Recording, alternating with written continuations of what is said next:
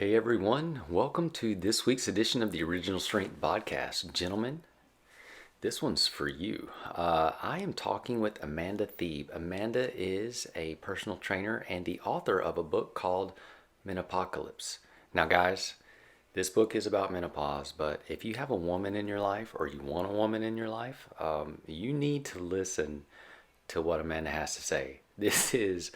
This was a great conversation, and I learned so much about menopause and some of the differences that women go through that we as a guy I'll never experience, but as a husband I'm going to experience, and kind of already am. So such a fantastic conversation. Again, guys, I know it's crazy, but you're going to want to listen to this podcast. And women, you're probably going to want to listen to it too. Tons of useful information. Amanda is so passionate, so knowledgeable. Really, really fun conversation. Anyway, guys, thanks so much for listening to the Original Strength podcast. So, this could be either a very fun interview or just a really sad one.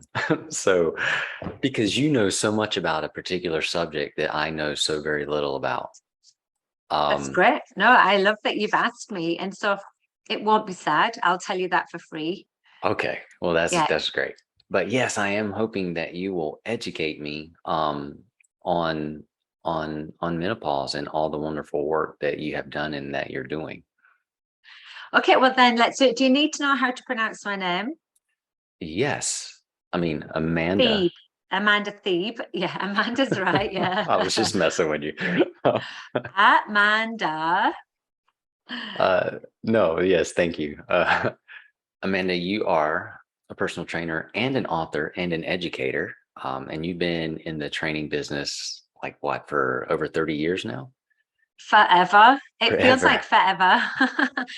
Yeah, I'm like one of the originals that did aerobics instructor, step instructor. I was one of the first people in the UK to teach spinning for Schwinn. When Schwinn came over to the Really? UK, I toured Germany with them. Yeah, like I was like the lycra with the leg warmers crew, leg warmers crew, sorry. And then I did my personal training while I was in the UK. And when I did that, I was 27. And the only way you could get your personal training was through a university, like as a diploma program. So it took me about 2 years through Loughborough University. And then it was really funny, like 5 and 6 years later, when I was seeing people doing weekend courses, I was like, that's not fair. It was a bit harder for me. But I've been in the fitness game for about 30 years, and not always as a job, sometimes as a passion, but it's always there. It's something that drives me. Yeah. Awesome. And you're also an author. And I don't even know if I can say this right because it is for me to say. Menop Menopocalypse. Was that Uh, close? Tim, you're a rock star. Was Rock I close? star. You were accurate. Yeah. So, I wrote a book, and I always wanted to write a book. I didn't think I was going to write a book about menopause. That was not on my bingo card at all. And so um, I will talk about like why I started writing it, but the title, it literally felt like the end of the world to me when I was going through it. But I didn't want to use that title because I'm very much about like yourselves, right? I'm solution driven. I want to give valid information. I don't want to shy away from the uncomfortable stuff, but I also don't want people to feel negative and dwell on things when there are solutions out there. So, but Menopocalypse is such a brilliant title, even if I do say so myself. I think it's very clever. Clever. I do think it's So, very so clever. actually, so the subtitle is "How I Learned to Thrive During Menopause and How You Can Too." And so, I soften it. I soften it a little bit. Yeah. So, all right. So, I mean, I know everybody has their own story, and usually we share and we write from our own passion or our own history. What made you decide to write Menopocalypse? When it wasn't on my bingo card, yeah. So, I mean, I was one of those trainers that I always tried to lead by example without being, condescending or smug. but there was an air of smugness about me when I went into my 40s, and I was like, look at me, I'm feeling like so great. I've nailed this aging business or whatever. And then I think I was about 42, 43, and I was doing an exercise class. It was a boxing session actually. And I went home and I was like, oh man, I don't feel so good. I don't feel very well. And we've all done it. You overtrain, you feel a little bit depleted, your nervous system's exhausted. And I just thought it was one of those sort of incidences where I just was like, yeah, I just pushed too hard. But essentially I was taken to my bed. The room was spinning, and then had nausea. I couldn't feel my face. I had lost feeling in my face and my hands, and just felt really unwell. And so I ignored it, like most women do. And then I got better, and then it happened again a couple of weeks later, and then it just kept happening and happening. And I just was like, something's not right. I don't feel normal. I don't feel right. So at the time I was in Canada, my Canadian healthcare, the Canadian healthcare is amazing, right? Like, it's healthcare for all. So, and I felt super supported through the Canadian healthcare system. Went to my GP and he was like, you know what? I don't think this is a virus. I think we need to get you checked out. So fast forward 2 years later, I'm seeing neurologists, I'm seeing ear, nose, and throat doctors. I'm having CT scans, MRI scans, balance induced testing. I'm seeing a vestibular rehabilitation specialist. Wow. I'm getting all of these people thrown at me that's probably costing the healthcare system hundreds of thousands of dollars. And I'm no better. I've got no more answers, and I'm not doing well. And by this time, I've also can add other symptoms that are happening. I've got depression. Not because of my circumstances, but because of perimenopause, and we'll talk about that. So I'm dealing with depression, and some other physical symptoms as well. And so I end up going to my gynecologist for a wellness checkup. I have some gynecological stuff that needs checking out without going into too many details. And at the end of the appointment, he's like, yeah, you're doing fine, but are you doing fine? And I just start crying, and I'm like, no, the last 2 years have been horrendous. My quality of life has been zero. I don't recognize myself. I don't want to wake up in the morning and be this person. It's not me. I've lost my personality. I can't be bothered with my husband, my kids, my friends. Everything was impacted. And the gynecologist just said, listen, you're going through really sort of textbook perimenopausal symptoms, and I can help you. And this is something that you need to know that women go through. I see this day in and day out. You're not losing your mind, you're just losing your estrogen type thing. And I was, what's perimenopause? So this is I'm 52 now, that I was about 44 then. So these were words I'd never heard before. And I was like, what's perimenopause? And then he was like, are you having hot flashes? Are you losing sleep? And I'm like, stop. Like, isn't that an old woman's thing? All of these, I had so many questions. Anyway, he said, listen, all of the symptoms you're experiencing they're migraines with aura. We see this a lot. You've got depression, there's other symptoms as well. And he was like saying they're treatable. You don't have to suffer. Your quality of life doesn't have to suffer. And it was one of those things where I first of all felt relief. I met my husband for dinner afterwards and went, apparently I've just got depression and perimenopause and migraines. And he went, oh my God, thank God for that. I thought you were going to leave me because everything, because he'd had 2 years of not knowing what was going on. I had 2 years of not knowing what was going on. So how on earth could he know? Right. And then I was angry, right, Tim? I was really angry because I was like, okay, so I've been in this world of like health and wellness. We've both got really good understanding of human physiology. Like, I've got the nutritional stuff going on as well. And I'm like, I think I get how sort of the body works enough to hold my own in a conversation, but nobody prepared me for this. And so that sort of sent me down a rabbit hole. And I just was like, I'm determined to find out. I was having a bit of a like, what the fuck sort of attitude about it. This isn't okay. Started talking about it and was inundated from women going, but that's your story is exactly like mine. I feel the same. I don't know what's going on. And so that was essentially the start of it.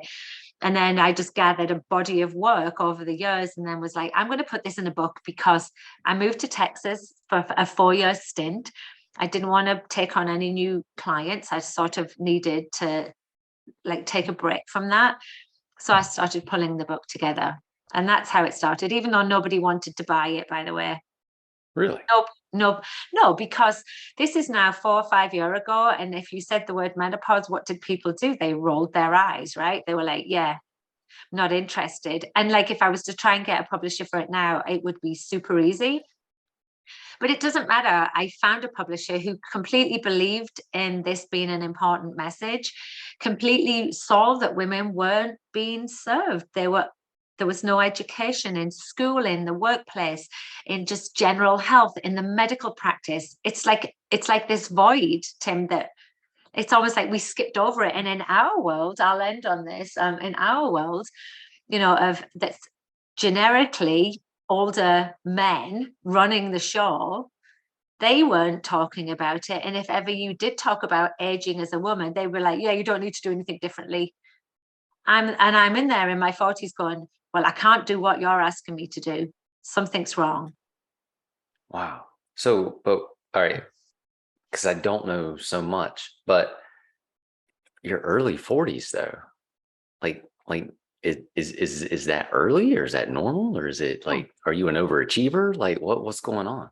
I am an overachiever, but I wasn't overachieving there. And so I think it might be worth me giving some definitions, right? Because I Yeah. think there's lots of people do understand it now, thankfully, but there's lots that don't. And as a 40-something-year-old woman at the time, knowing nothing about it, how can we expect like the younger like generation to understand about it, right? It's not a tangible thing, especially young male trainers. They're like, what on earth's menopause? Why do I care?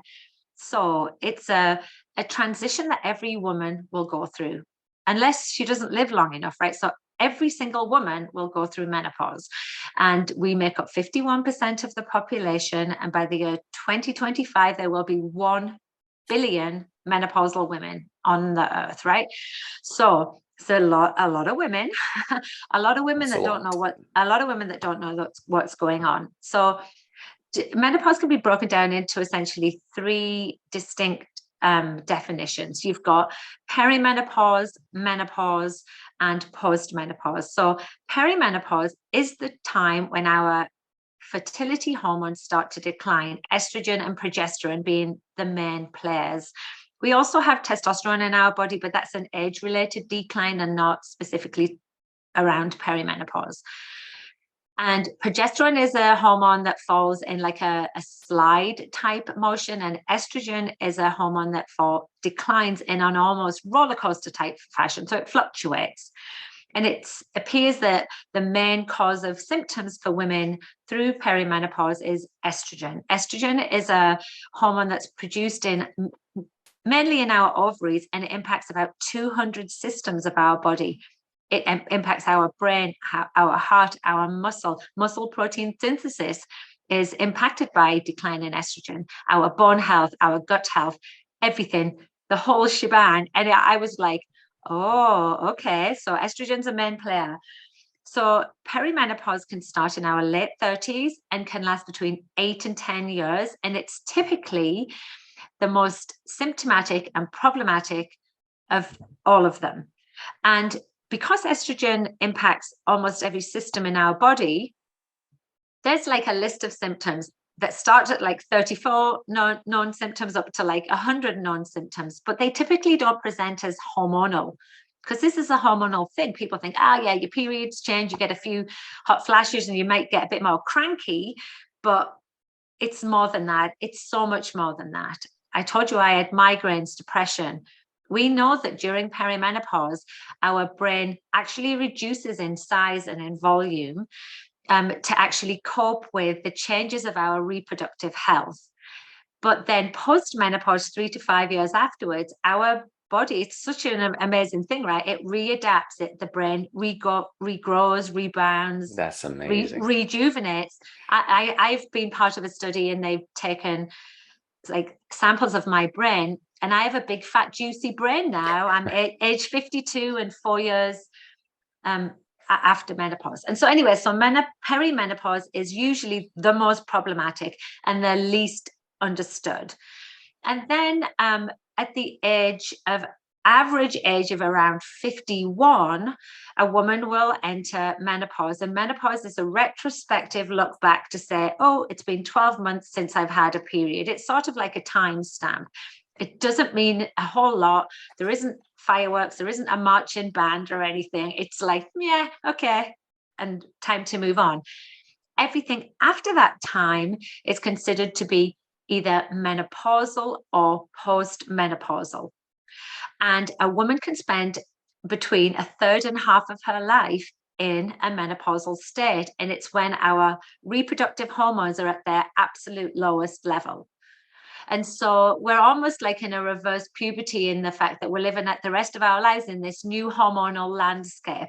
And while our body can adapt to that and can cope with those changes, it opens up the door to tons of additional health risks, because estrogen is a protective hormone. And so things like cardiovascular disease, Alzheimer's, bone health, muscle health, heart health is the biggest killer of women, and we're more at risk of that post-menopause.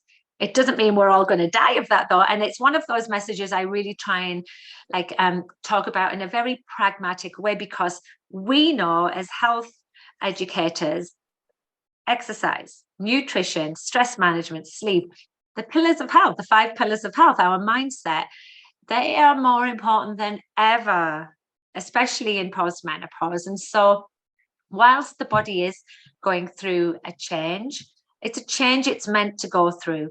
And then the last part of it is it's a natural phase that we go through. But there are some women that go through this in a not so natural way. And they might be women who've had a hysterectomy and their ovaries have been removed, or they may have had cancer and chemotherapy has halted their ovarian production, or they're on drugs that actually stop the estrogen being produced. So there's lots, or they actually might even enter menopause early, under the age of 40. Losing your periods completely is considered to be early. And actually those situations do typically pose a higher health risk and usually need medical intervention. And if anyone listening falls into that category, they already should know that, right? Because hopefully their healthcare is giving them that information. Wow. So hormones just a lot. Really, it's a lot, right? Yeah, hormones change the game. Even when you were talking about earlier that it affected your vestibular system, like that is so wild to me. Like how, you know what I mean? Like how it could affect. It's crazy. And so vertigo is a non-symptom. But I already sort of mentioned about the brain changing its structure and stuff, and it sort of doesn't seem that unusual when you know that, right? And so for me, my migraines were life-altering. They were horrible, debilitating. And I'm now post-menopause and I don't get migraines anymore.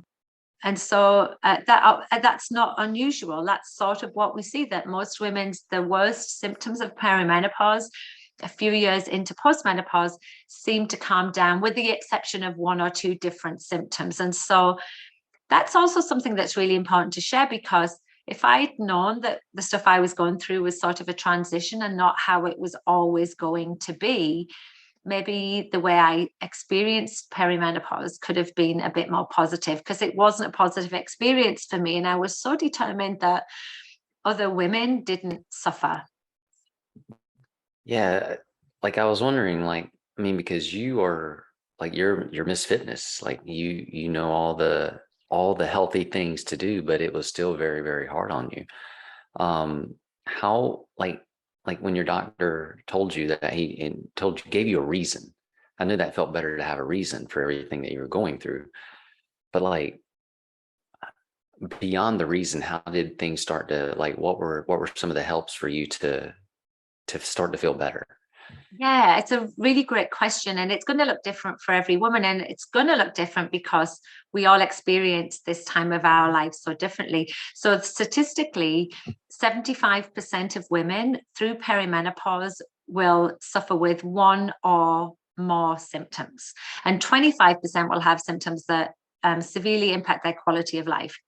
And so so there's a lot of women are going to have a lot of symptoms and often don't get help. And so it was really interesting for me because I had a very well educated gynecologist, but I already told you I had 2 years in the medical profession with no answers, and they desperately wanted to help me.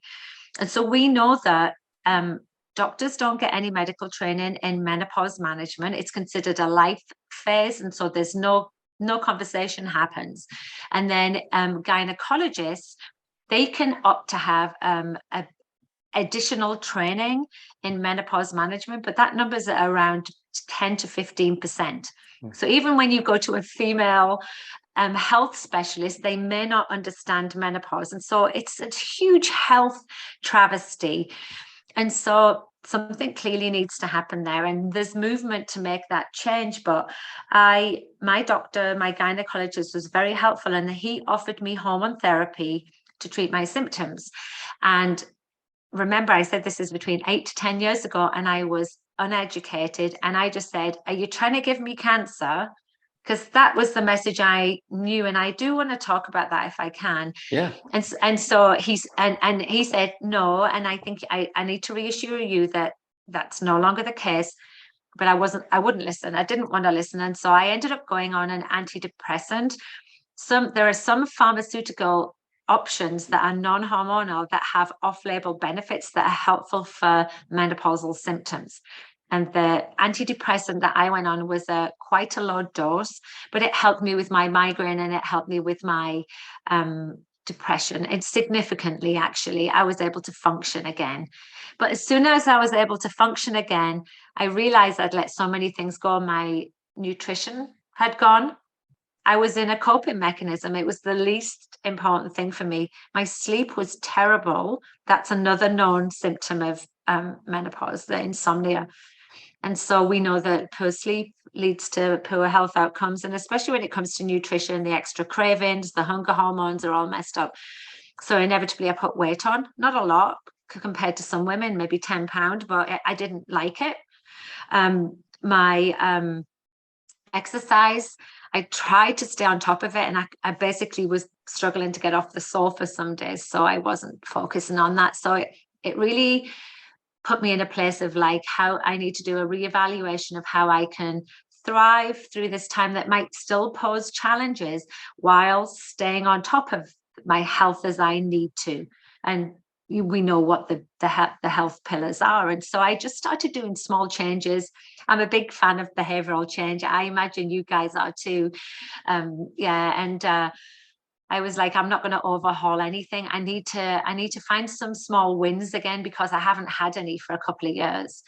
And the small wins were like, okay, I'm going to look at protein first of all. And even 100 grams of protein seemed like a big deal for me. So I was like, I'm just going to make sure I have it on 2 meals a day. I don't care how much. Just going to do that. I'm going to commit to moving every day, and that will be walking.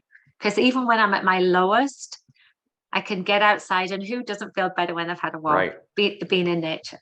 And then when it came to strength training, and this is what frustrates me about the fitness industry, is there's no forgiveness from I call it the crusty old white men of the fitness industry. There's none.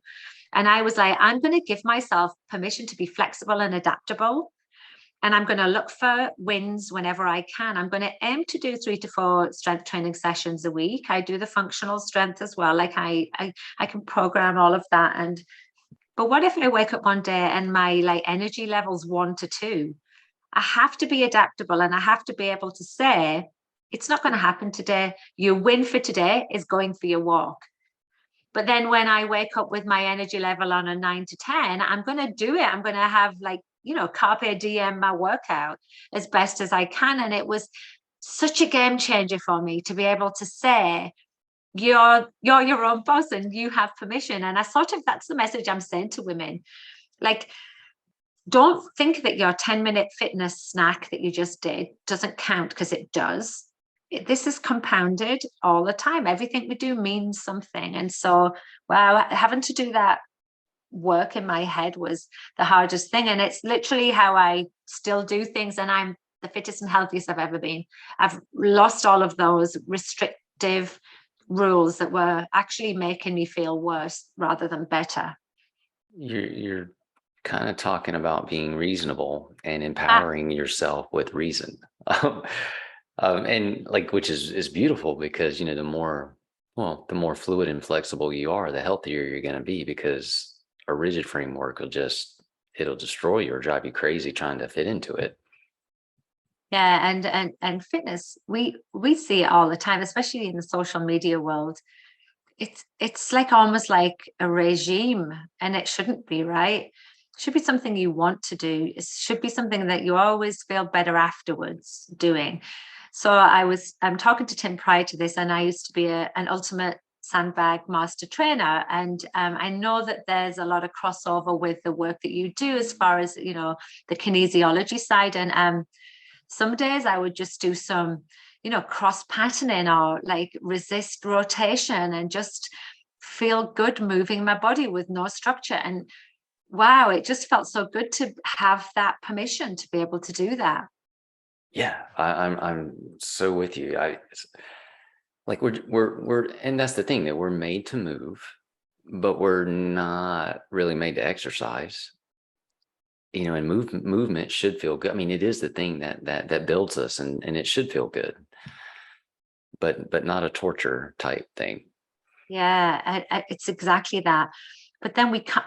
But I also had to balance that message with the fact that we can't lose sight of how important strength training is through perimenopause and menopause for a number of reasons. There's actually a little bit of data there that shows it can ease menopausal symptoms, especially vasomotor symptoms, which are anything that are like regulatory with our temperature. So night sweats, cold sweats, hot flashes, because strength training, we know, changes us on a cellular level, and they don't truly understand the mechanism of like a hot flash. But when you have lean body mass and you include a resistance training protocol, it can reduce symptoms by up to 50 to 70% based on which of the two studies you look at, Of which is hot significant. flashes. Yeah, like, and I've never had Wow. any vasomotor symptoms. I've never had them. And I'm wondering whether, like, that's an N equals one, of course, but I'm wondering if it's because strength training has always been a protocol that I've used. Anyway, that's pretty fascinating. But even if we look at the mental health benefits and the physical benefits and the heart health, all of the things that we know strength training is good for, when we look into postmenopause, which is a period of time we spend a significant amount of time, osteoporosis is a huge health challenge for postmenopausal women, because estrogen is part of the intrinsic bone structure. So if we don't have the protective factor of estrogen, how do we build and maintain bone health? Well, strength training. It's the number one recommendation by the Osteoporosis Foundations. And then as well, I said to you about muscle protein synthesis. So yes, protein matters, and it matters when we age, and it matters through postmenopause because of the estrogen factor involved with that. So the mechanisms just essentially messed up. It doesn't use the protein building blocks as well in the whole synthesis process. So we have to eat adequate protein, and we have to resistance train so we can offset any impacts of sarcopenia, which, as we know, is an aging and sedentary condition, but it's accelerated through postmenopause. And we can build and maintain lean muscle postmenopause. And to me, it's sort of one of the non-negotiables out there. But how we get there should be the adaptable, flexible conversation. Right. You don't all have to turn into Arnold Schwarzenegger and putting our head down and grinding through. That's not necessary. And we all know that, right? So does protein requirements, do they change like pre-menopausal and post-menopause? Like, do you need more protein when you're going through menopause? Or and Yeah. like how much does a lady need? Like, Yeah. Like, so what's educate the me. magic? Yeah. What's the magic number? And you know what? It's really hard to find the magic number. So the RDA that's out there is for everyday folk, right? It's those that don't exercise, and they're particularly on the lower level. For people that exercise, we know we need a little bit more. So the numbers that are quoted are similar to those that people who do resistance training use. So, essentially like a gram to a pound of your lean body mass, right? So, and there's the kilogram conversion, which I can't think of right now. Menopausal brain fog is a real thing, by the way, so don't hold that against me. But I actually even dumb that down even more, because there's a lot of numbers out there, but I find that they're not applicable to general population, because they seem to be more for studies done on endurance athletes or high performing athletes. And that's not most of us. And I even don't consider myself that. I consider myself someone who's fit and healthy and likes to exercise, but I'm not at that next level. So looking for around 100 grams of protein a day is a reasonable amount for most women, finding themselves in that sort of range. And one of the reasons is because even if a woman is like 200 pounds, her lean mass is likely to be in or around 100 pounds, right? So 25 grams each meal, there or thereabout, can be super helpful. And it can also be helpful because we see changes to our glucose response through menopause. We have a lessened tolerance to glucose, and so you can offset that a little bit with the protein intake, stabilizing our blood sugars. And so just having a well-balanced diet with a focus on the protein at each meal, to me, is just a very pragmatic way of doing it. But don't literally kill yourself if you didn't have protein in that meal. Like, you didn't burn down an orphanage, you just literally didn't eat protein. It's fine. Like, move on and just keep looking for it throughout the day. And I'm very much okay with supplementing as well, because I don't like to eat a lot of meat, and so I'm happy to have like a protein shake or a protein bar. Like, there's room for everything within reason, within the dietary requirements of a menopausal woman. But yeah, resistance training with enough protein to support that is essentially what we're looking for. And there's a couple of good papers out there. Alan Aragon did a paper on protein intake across generations. And it really doesn't change much, but we know as we age, we need more protein. And it's around about that figure. Along with the protein and the nutritional aspect, if somebody is experiencing perimenopause and they're going through it right now, what are some tips or advice you could give them to help them thrive through it? Yeah, for sure. So I'm going to break this into two components, because I do want to touch on the hormone therapy component of it. And then, the lifestyle stuff, which is the stuff that is our bread and butter, essentially. And by the way, when I talk about hormonal stuff, I'm not a doctor and I don't play one on TV. And all of my information comes from the medical consensus as it stands, the prescribing guidelines as they stand. And also, I wrote, when I wrote my book, I had two medical professionals, make sure that my information was accurate. And I have all this on my website. There's a resources section, amandatheeb.com. So if anybody actually wants to find all the resources, I try and gather them from all over the world and have them in one place. So hormone therapy was vilified in 2002 after a study from the Women's Health Institute was halted quickly with the claim that hormone therapy caused cancer in women, particularly breast cancer. And it was headline news, like the New York Times had a headline saying it, and actual prescriptions at that time were halted immediately. And all of these women that had been on hormone therapy suddenly stopped taking it and were left floundering and were like, what the hell just happened? Fast forward 20 years, we're not in that place anymore. The study's been reviewed. All of the metrics involved were somewhat flawed. And we now have statements from all of the medical organizations to say that hormone therapy is a safe treatment for women experiencing symptoms of menopause. And it's also got some protective factors too. Hormone therapy is made up of two components: estrogen, and the safest and the most preferred way to take that is transdermally, which means through the skin, and it gets into your body systemically. So all of those systems that I said were impacted will benefit from taking their estrogen therapy. It's a particularly low level. It's not comparable to the birth control pill. It's about a tenth of the size. And so it doesn't replace hormones, but it sort of adds a little bit of an equilibrium, to the fluctuations that we're experiencing. But estrogen is a growth type hormone. Everything grows with it, including the lining of a woman's uterus or womb, depending on which country you're in. And so to offset that, a woman needs to take an oral or a transvaginal progesterone, which protects the womb lining from endometrial cancer. And so they're the two things that a woman needs to take. These are all treatments that are approved by all of the health organizations, the FDA, Canada Health, you name it, they're all approved, usually available on your insurance and a reasonable cost. Private clinics will sell you compounded, mixed up hormones, and they're not recommended by any of the medical organizations for safety or efficacy. All that being said, not every woman needs estrogen hormonal therapy. Not every woman can take it, and not every woman wants to take it. And so it has to be an individualized approach. It has to be something that you speak to with your medical provider and just see what's good fit for you. And I'll use me as an example. I really struggled with perimenopause, and at one point the antidepressants that I was taking as another pharmaceutical option weren't enough. It wasn't like ticking all of the boxes.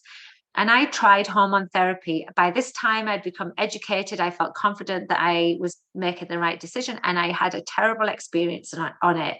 It didn't work well for me. It made my symptoms worse, my migraine worse, my depression worse.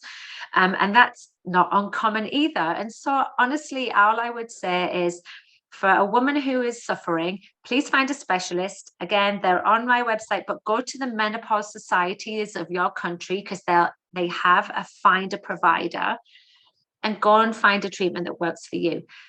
And then on the other side of that, regardless of whether you're on hormone therapy or not, you have to be moving the big rocks on the other side. And they can be small movements or big movements. I don't care, but you have to look out for them. So some changes in nutrition that we need to pay attention to are our hunger hormones. The ghrelin and leptin are impacted by estrogen. So women are like the ghrelin, the grumbly tummy. Women are always hungry. They're always hungry. And they're also the leptin that sort of like sends a signal to say, oh, by the way, you can stop eating now.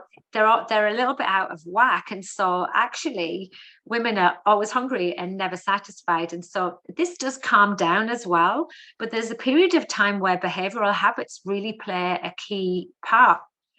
Let's tune into hunger cues. Let's understand, try and work on satisfaction cues, eating slowly, actually enjoying our food and nourishing ourselves.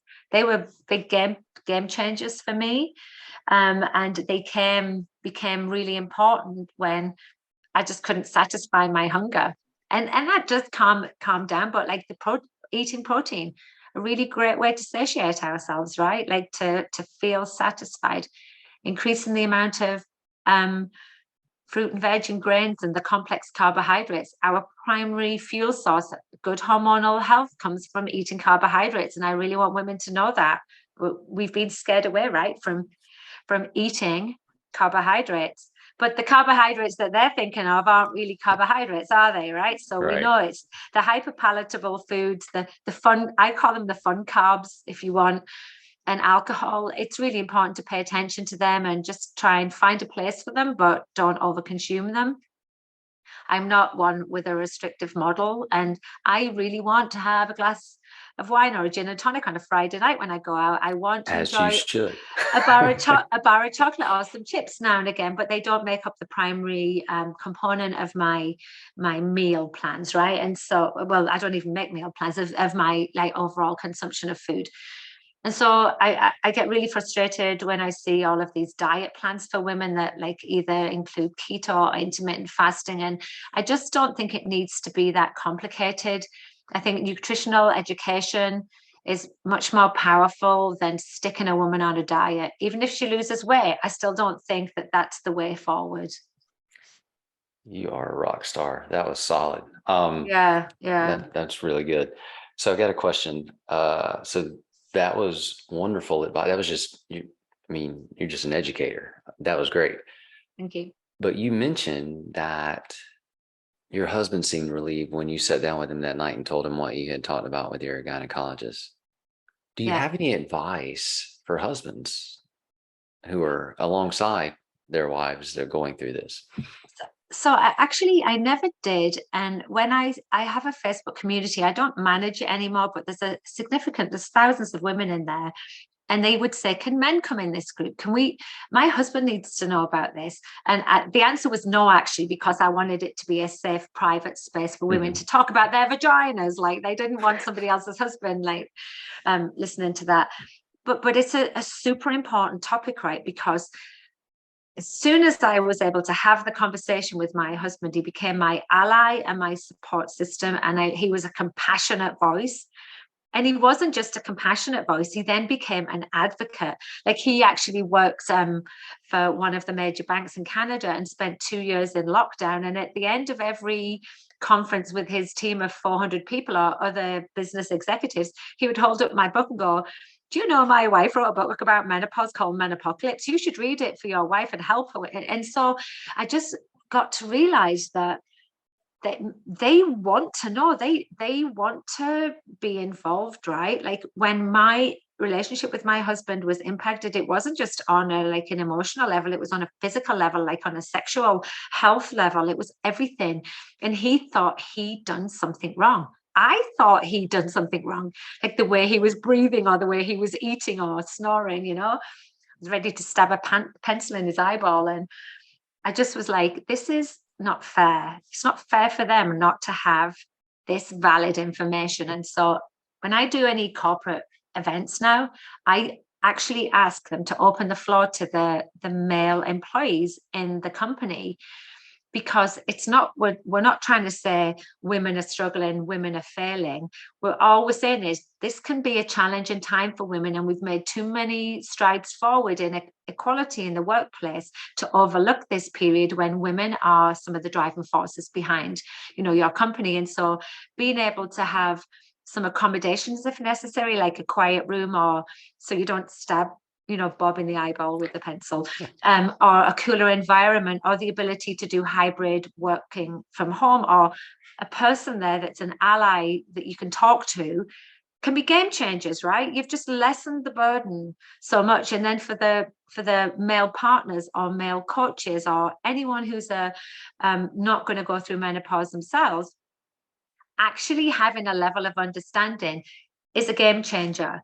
So I remember doing a few talks when my book came out to young male, like 21, 25-year-old personal trainers who were like, I need to know about this, because actually almost all my clients are females between like 40 and 60. Yeah, because we've got more disposable income and we're trying to take control of our health, right? It like we see that in the gyms. And so they were like, well, how can I have a conversation without embarrassing her? How can I support her without making her feel less worthy? Like, I get it. It's not straightforward. And so some simple piece of advice I would say are things like, you could say to your like class, hey, you know what? I listened to this great podcast about menopause and I feel like I'm ready to learn more.